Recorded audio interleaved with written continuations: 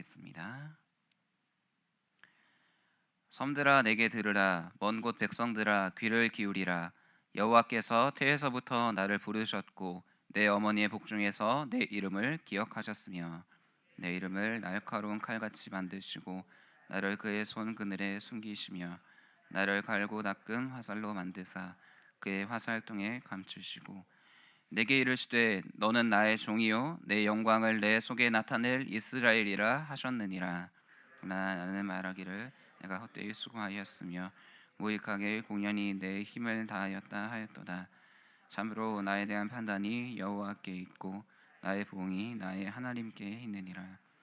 이제 여호와께서 말씀하시나니 그는 태에서부터 나를 그의 종으로 지으신 이시요 야곱을 그에게로 돌아오게 하시는 이시니 이스라엘이 그에게로 모이는도다. 그러므로 내가 여호와 보시기에 영화롭게 되었으며 나의 하나님은 나의 힘이 되셨도다.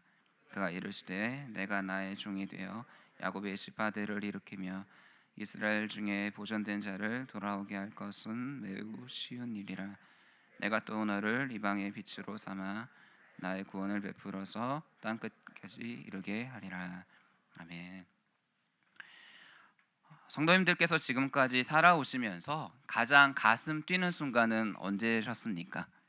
우리는 하루하루를 살아가면서 그저 하루하루 시간이 가는 대로 살아가고 있는지, 아니면 지금도 여전히 내 뛰는 가슴으로서 열정을 가지고 살아가시는지 생각을 해보아야 합니다.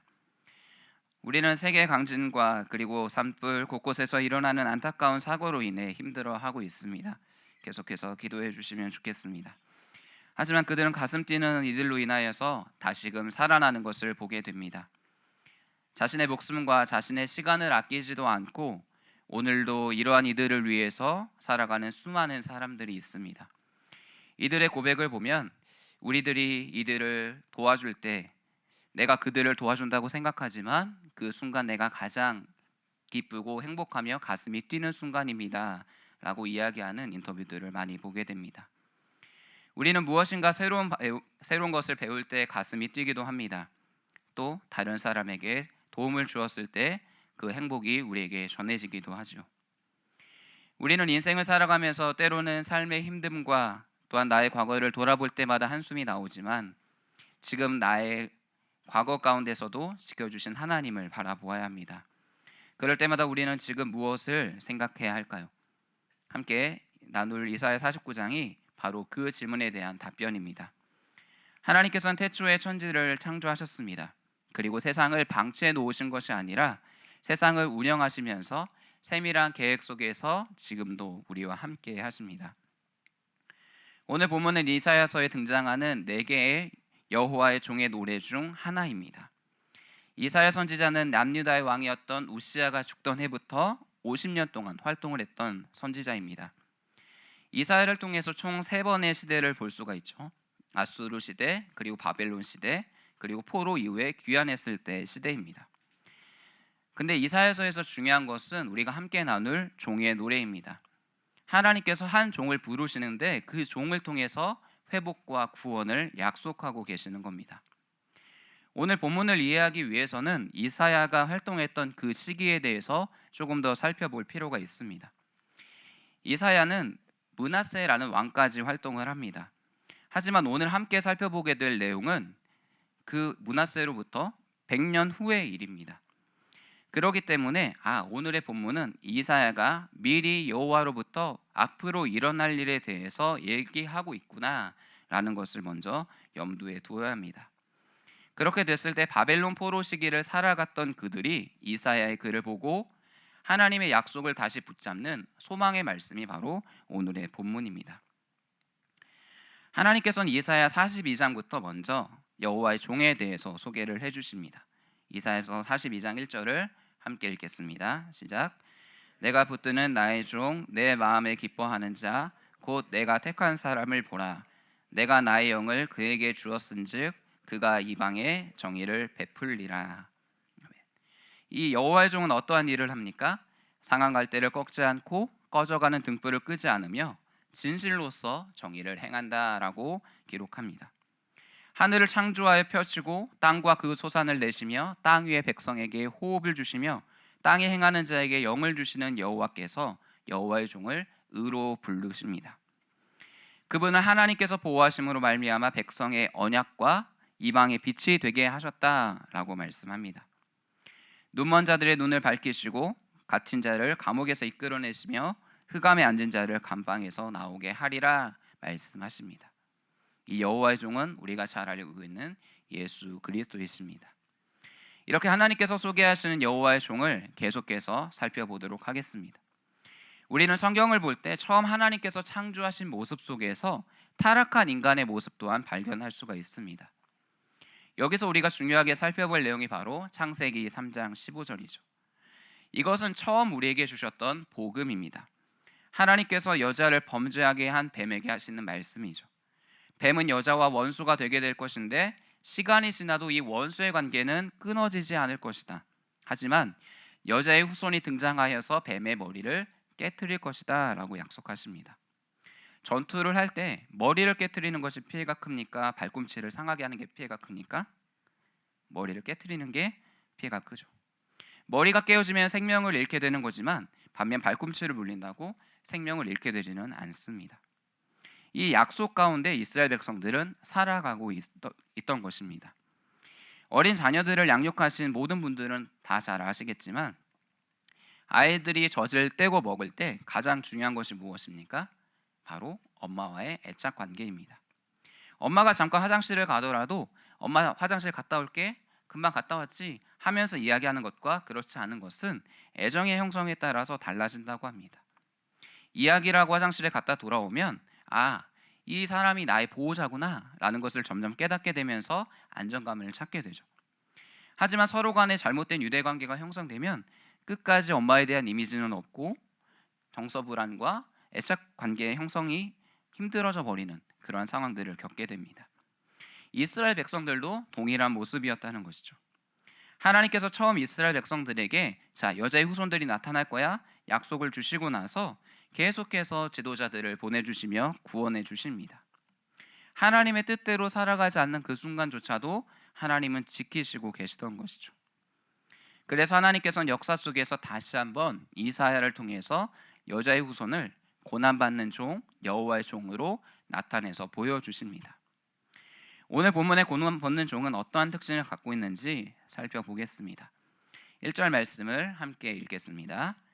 섬들아 내게 들으라, 먼 곳 백성들아 귀를 기울이라. 여호와께서 태에서부터 나를 부르셨고 내 어머니의 복중에서 내 이름을 기억하셨으며. 여호와의 종이 섬들과 먼 곳에 있는 모든 사람들에게 이제 이야기하기 시작합니다. 자, 들어봐. 나는 여호와께서 태에서부터 나를 부르셨어. 그리고 어머니의 뱃속에 있을 때부터 나의 이름을 기억하셨어 하시면서 말씀하시기 시작합니다. 하나님의 구원 계획은 사람이 타락한 그 직후가 아니라 이미 하나님께서 구원을 계획하셨다는 겁니다. 우리가 자녀들을 양육할 때 넘어지는 자녀를 바로 붙잡아 주지는 않습니다. 자녀들이 충분히 넘어질 수 있는 기회를 주면서 그들이 충분히 경험할 수 있게 남겨두죠.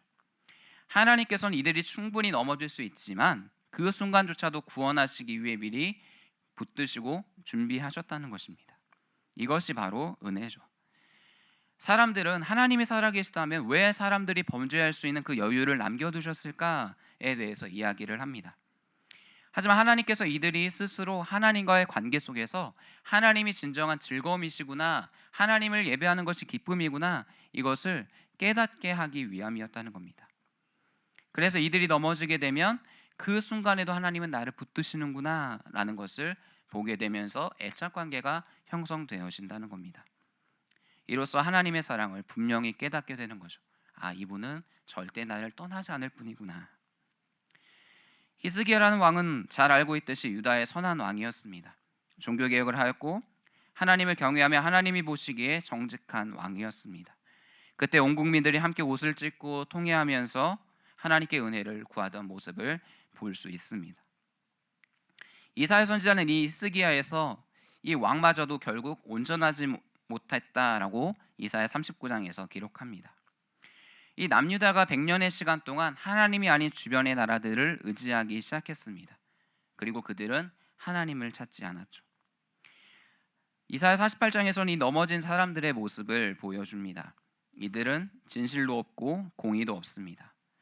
비록 그들의 입술에선 나는 거룩한 성 예루살렘 출신이야 라고 이야기하지만, 이스라엘의 하나님을 의지한다고 하지만, 그의 이름을 만군의 여호와라고 하지만, 이들은 완고하여 목은 쇠의 힘줄이여 이마는 놋이라고 말씀하십니다. 목과 이마가 놋과 같이 굳어져 있다는 겁니다. 이들은 하나님의 뜻을 따라서 회개하지 않고 끝까지 자신의 길을 고집합니다. 부끄러움을 모르며 오랜 시간 영적으로 무뎌졌습니다. 그런데 실제로 이들이 무너지게 된 이유는 무엇이냐면 애굽을 의지하다가 멸망했습니다. 자, 이 이사야가 앞으로 일어날 일에 대해서 예언했다고 했는데, 그 실제로 일어난 일들을 살펴보면 유다의 마지막 왕이었던 시드기야가 북이스라엘이 무너진 그 모습을 보았음에도 불구하고 애굽에서 가서 우리를 구원해 주세요 하나가 멸망하게 되었습니다. 이스라엘 백성들은 살아계신 하나님이 아니라 이방 나라들이 자신을 구원해 주기를 원했고 그들을 끊임없이 찾아갔습니다. 그래서 끊임없이 구원하시는 분은 바로 하나님이야 라고 분명히 말씀하고 계십니다. 그 하나님이 보내신 종의 모습은 어떠한 모습을 갖고 계십니까? 본문을 살펴보면 입을 날카로운 칼같이 만드셨습니다. 이방 나라들을 보면 권력을 통해서 백성들을 두렵게 하고 공포 속에서 모든 것을 압제하지만 하나님의 방식은 말씀을 통해서 다스리신다라는 겁니다. 여호와의 종은 입에서 나오는 하나님의 말씀을 통해서 다스리시며 하나님의 진리를 통해서 모든 이들을 깨닫게 하신다라는 겁니다. 하나님께서는 이 놀라운 날카로운 칼을 사용하셔서 바로 정의를 나타내지 않으십니다. 하나님의 손에 그늘을 숨기셔서 칼로 닦는 시간을 마련하셨다라고 본문은 기록합니다. 하나님의 생각과 우리의 생각이 다를 때가 있습니다. 하나님께서 나에게 꿈을 주시거나 또는 어떠한 창의적인 아이디어를 주실 때가 있습니다. 종종 내 마음에 가슴 뛰는 순간이 찾아오는 거죠. 그때 하나님께서는 바로 우리가 그 일들을 감당하도록 하지 않으십니다. 시간 속에서 우리가 더 단련되기를 원하시는 거죠. 모세에게는 광야에서의 40년이 있었습니다. 다윗에게는 사울에게 쫓기는 시간들이 있었습니다. 요셉에게는 감옥에서 억울하게 갇혀 있던 시간들이 있었죠. 이것처럼 하나님께서는 우리가 다듬어질 수 있는 시간들을 준비하시고 펼치시고 있습니다. 그 시간을 동일하게 여호와의 종도 겪었다는 겁니다. 왜냐하면 하나님의 뜻에 맞게 사용하기 위함입니다. 처음 신발을 사서 신거나 뛰어보면 종종 불편감을 느낄 때가 있습니다. 하지만 어느 정도 시간이 지나면 나의 발에 맞게 되고 이제 자연스럽게 뛰게 되죠.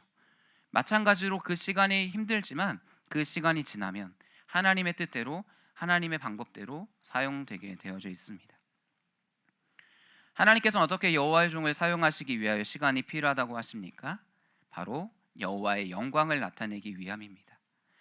무엇을 하던 어느 곳에 있던 이 여호와의 종을 통해 하나님의 영광이 나타나는 것이 목적입니다. 그런데 놀라운 사실은 그의 이름을 오늘 본문은 무엇이라고 소개합니까? 이스라엘이라고 소개합니다. 이 이스라엘이 우리가 생각하는 이스라엘 12지파가 아닙니다. 이 여호와의 종이 이스라엘 모든 것을 다 덮어서 결국은 하나가 되게 할 것이다. 이스라엘에 나눠졌던 그 모든 것들을 하나가 되게 하시며 결국은 한 공동체로 세우실 것이라 라는 말씀입니다. 하지만 본문 4절에서 여호와의 종이 탄식합니다. 하나님께서 부르셔서 열심히 수고했는데 내가 한 것이 모두 헛수고 같았고 허무한 일에 내 힘을 허비한 것 같았구나 라고 생각을 합니다.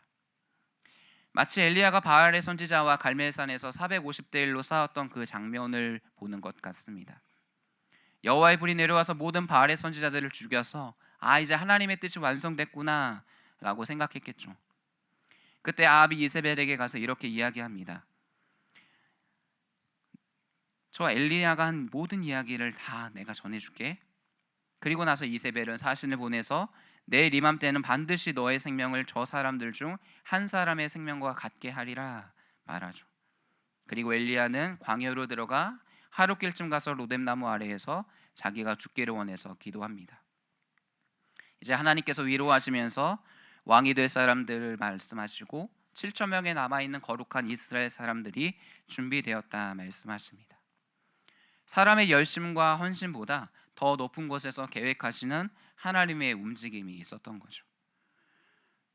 오늘 본문 속에서도 여호와의 종은 결국 하나님께서 행하실 것이다라고 선포합니다.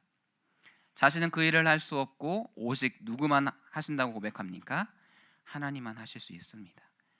나의 능력이 아니라 하나님의 능력을 통해서 결국은 이스라엘 백성들이 하나님 가운데 돌아오게 하실 것이다. 이스라엘 백성들의 모습과는 반대되는 모습이지 않습니까? 하나님의 뜻대로 살아가는 그것조차 내가 할 수 없었다라는 것을 고백합니다. 하지만 결국 하나님께서는 그러한 종의 모습을 보시면서 네가 잘하고 있다 인정하시는 겁니다. 뭔가 답답하지? 눈에는 무언가가 열매가 맺혀지지 않는 것 같고 도리 어떤 사람들은 너에게 해코지를 하고 있구나. 근데 결국 나 여호와가 하는 일을 네가 보게 될 거야 라고 말씀하십니다. 실제로 이 거룩한 부르심이 예수 그리스도에게 와서 어떻게 이루어집니까? 바리새인과 서기관과 율법을 능통하게 알고 있는 자들에게 끊임없이 모함을 받으셨습니다. 그것이 율법이 맞냐라고 끊임없이 질문을 받으셨습니다. 그럼에도 끊임없이 이웃과 가난한 자와 소외된 자를 향해 찾아가셨던 그 종의 모습을 우리는 마가복음을 통해서 살펴보았습니다. 이게 바로 처음 이스라엘을 부르셨던 하나님의 부르심 아니었습니까? 내가 너로 제사장 나라가 되게 하고 그의 소유된 백성으로 삼을 것이다. 하나님을 향하여 뜻을 정하고 거룩하게 살리라 다짐하는 너희들을 통해 결국은 모든 나라들이 하나님의 영광을 보게 될 것이다. 하지만 아이러니하게 이 모습이 철저히 무너져 있는 이스라엘 백성들의 모습을 보게 됩니다. 이방 나라들이 도리어 자신의 힘을 과시하며 그 힘으로 이스라엘 백성들을 조롱하고 있었습니다. 그러나 여호와의 종을 부르시고 세우신 그 하나님께서 여호와의 종을 통해서 다시금 원래의 목적을 회복하게 하실 것이다 하시는 놀라운 회복의 말씀이 오늘의 본문입니다. 사랑하는 여러분, 우리들의 삶도 마찬가지입니다. 우리가 열심히 교회를 섬기고 가정을 섬기며 자녀들을 기르고 때로는 더 손주들을 기르시는 분들이 있습니다. 주일에 들었던 하나님의 말씀과 매일 새벽마다 말씀을 묵상하면서 힘을 다해서 살아가고 계시죠. 그 여러분들의 삶의 열매가 나타날 때도 있지만 나타나 보이지 않을 때도 있습니다. 흔히 하는 주부들의 고민이 무엇입니까? 집안일은 해도 끝이 없다는 것이죠. 어제 분명히 싹 대청소를 해서 집을 다 완벽하게 정리를 했다고 생각하는데 또 빨래거리와 집안일들이 나타나는 겁니다. 마치 햄스터가 쳇바퀴를 도는 것 같이 그 지루함이 반복되는 일상들이 우리 가운데 펼쳐지고 있습니다. 그럼에도 하나님은 여전히 여러분들을 통해 하나님의 뜻을 이루고 계십니다. 우리는 그 하나님의 일을 결국은 보게 될 것입니다. 이스라엘 백성들의 회복을 향했던 여호와의 종의 역할은 거기서 멈추어지지 않습니다. 오늘 본문 6절을 함께 읽습니다. 그가 이르시되 내가 나의 종이 되어 야곱의 지파들을 일으키며 이스라엘 중에 보존된 자를 돌아오게 할 것은 매우 쉬운 일이라. 내가 또 너를 이방의 빛으로 삼아 나의 구원을 베풀어서 땅 끝까지 이르게 하리라. 하나님께서 놀라운 말씀을 하십니다. 이 일은 매우 쉬운 일이라. 하나님의 놀라운 능력을 생각한다면 꽃이 피게 하는 것이나 무너졌던 나라를 다시금 세우는 것이나 똑같이 쉽다는 겁니다. 하나님께서 모든 일을 가능하게 하시는 전능하신 하나님이십니다. 이 전능하신 하나님의 손이 닿는 곳마다 회복이 일어납니다. 이 전능하신 하나님께서 아픈 자에게 손을 얹어주시면 낫게 됩니다. 이 전능하신 하나님께서 말씀하시면 빛이 생겨납니다. 혼돈 속에서 질서를 찾아갑니다. 여러분들은 이 하나님의 능력을 경험하고 계십니까? 오늘 본문은 이 하나님의 능력이 땅 끝까지 이르게 되리라 말씀하십니다. 여호와의 종이 빛이 되어 이스라엘을 넘어서서 유대를 넘어서서 사마리아와 땅 끝까지 이르러 복음이 전파되게 할 것이다 라는 말씀이죠. 오늘 본문의 여호와의 종을 살펴보았습니다. 이 종은 바로 우리의 메시아 되신 구원자 예수 그리스도이십니다. 여자의 후손 여호와의 종은 바로 예수 그리스도이십니다. 하나님께서는 이미 예수 그리스도를 창세 전부터 부르셨습니다. 그 부르심 가운데는 가장 중요한 구원이 있습니다. 이분의 빛이 지금도 온 땅을 향하여 비추어져 있고 있습니다. 한 사람에 대한 이야기를 나누고자 합니다. 오후 3시 긴 여정을 마친 3명의 백인 남녀가 제물포항에 내렸다. 1885년 4월 5일 당시 한국인들은 몰랐겠지만 이날은 부활주일이었다. 미국 북장로회의 첫 공식 한국 선교사로 파송받은 호레이스 그랜트 언더우드는 샌프란시스코에서 출발한 후 넉 달 만에 일본을 거쳐 미지의 땅 한국에 도착했다. 여행 도중 만난 미국 북감리회 선교사 헨리 아펜젤러 부부와 나란히 동행했다. 갑신정변으로 어수선했던 한국의 정세는 출산을 앞두고 있던 아펜젤러 부부를 다시 일본으로 돌려보냈지만 독신이었던 언더우드는 위협을 무릅쓰고 이틀 만인 4월 7일 서울 진입을 감행한다. 그는 광해연의 약제사였고 1887년 서울 최초의 장로교회인 정동교회를 세웠다. 한글 성경을 완역하고 연희 전문학교를 세웠다. 그는 힌두어와 의학까지 공부하며 인도에서 사역할 채비를 하였지만 미개척 선교지인 한국에 대한 이야기를 듣고 아무도 그곳에 가지 않겠다 얘기를 듣고 사역지를 바꾼 것이다.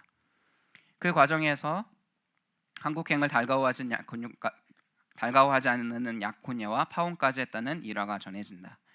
그는 건강 이상으로 미국으로 돌아가 57세의 나이로 사망하게 된다. 창조 전부터 계획됐던 그 하나님의 구원의 빛이 이사야를 거쳐서 우리나라로 그리고 지금 우리에게로 향해 있습니다. 그리고 하나님은 우리에게 이렇게 말씀하시는 것 같습니다. 내가 또 주의 목소리를 들으니 주께서 이르시되 내가 누구를 보내며 누가 우리를 위하여 갈꼬 하시니 그때 내가 이르되 내가 여기 있나이다 나를 보내소서 하였더니. 우리는 이제 마가복음을 묵상하는 그 마지막 단계로 향하여 가고 있습니다. 그 과정 가운데서 우리는 여호와의 종이신 예수 그리스도를 발견할 뿐만 아니라 여호와의 종께서 베푸시는 일을 우리도 마땅히 감당해야 합니다. 하나님께서는 이 길동교회를 세우시는 빛으로 우리를 부르셨습니다. 거룩하게 그 누구보다 순결하게 준비된 백성으로 여호와 오실 길을 준비하겠냐 말씀하고 계시는 겁니다. 우리는 그 부르심 앞에 주님 내가 할 수 없지만 하시는 여호와 그 힘을 의지하여 나아가겠습니다. 나를 사용하옵소서 라고 함께 고백하는 귀한 공동체가 되기를 주님의 이름으로 축복합니다. 함께 찬송가 315장